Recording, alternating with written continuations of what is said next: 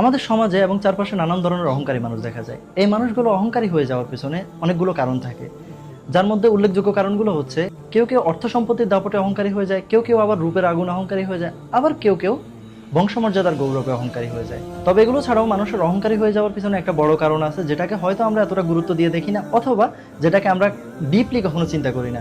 সেটা হচ্ছে প্রশংসা। প্রশংসা হচ্ছে শয়তানের বাণী।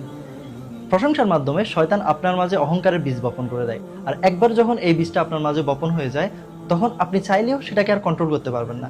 সেটা একটা বৃক্ষের মতো প্রতিনিয়ত আস্তে আস্তে আস্তে আস্তে বড় হবে। এই গাছটা ততক্ষণ পর্যন্ত বড় হবে যতক্ষণ পর্যন্ত না আপনাকে পুরোপুরি ধ্বংস করে দিবে, কারণ অহংকার পতনের মূল। এই জন্য যখন আপনি কোনো ভিখারিকে ভিক্ষা দিবেন অথবা কোনো অসহায় মানুষকে সাহায্য করবেন, কখনো তার চোখের দিকে তাকাবেন না। কারণ আপনি যখন তার চোখের দিকে তাকাবেন, তার চোখের প্রশান্তি এবং তার মুখের হাসি আপনার মনের মাঝে অহংকারের সৃষ্টি করে দিতে পারে, যে আজকে এই মানুষটার খুশির পিছনের কারণটা আমি, আজকে এই মানুষটা আমার কারণে খুশি। এটাই আপনার মনের মাঝে অহংকারের সৃষ্টি করে দিতে পারে, যার কারণে আপনি নিজের মধ্যে আপনি নিজেকে নিজে বড় ফিল করবেন। এটার থেকেই আপনার অহংকারের শুরুটা হবে। অতএব আপনি যখন কোনো অসহায় মানুষকে সাহায্য করবেন, তখন তার কাছ থেকে প্রতিদানের আশা অথবা তার কাছ থেকে প্রশংসার আশা করবেন না। যখন সে আপনার প্রশংসা করবে, তখন আপনার মাঝে নিজেকে অনেক বড় ফিল হবে। আমাদের সব ভালো কাজগুলো হোক আল্লাহর সন্তুষ্টির জন্য। আল্লাহ যখন আমাদের উপর সন্তুষ্ট হবেন, তখন আমাদের ভালো কাজগুলোর প্রতিদান আল্লাহই আমাদেরকে দিবেন।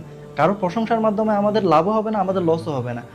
আপনি যখন কাউকে সাহায্য করবেন, আপনার ইন্টেনশন থাকতে হবে যে আমি আল্লাহ সন্তুষ্টির জন্য দিয়েছি। আল্লাহ খুশি তো সব পারফেক্ট। তাই সবসময় আল্লাহর কাছে দোয়া করবেন যে আল্লাহ, আমার ভালো কাজগুলো আপনি কবুল করে নিন এবং এর উত্তম প্রতিদান আপনি আমাকে দান করুন। আমাকে একজন অহংকার মুক্ত উত্তম মনের মানুষ হিসেবে কবুল করুন। আমার মনটাকে সুন্দর করে দিন। আমাকে একজন সুন্দর মনের মানুষ হিসেবে কবুল করে নিন। আপনারা আমার জন্য দোয়া করবেন, আমি আপনাদের জন্য দোয়া করি। আল্লাহ সবাইকে সুস্থ রাখুক, ভালো রাখুক। দেখা হচ্ছে পরের ভিডিওতে। আল্লাহ হাফেজ। আসসালামু আলাইকুম।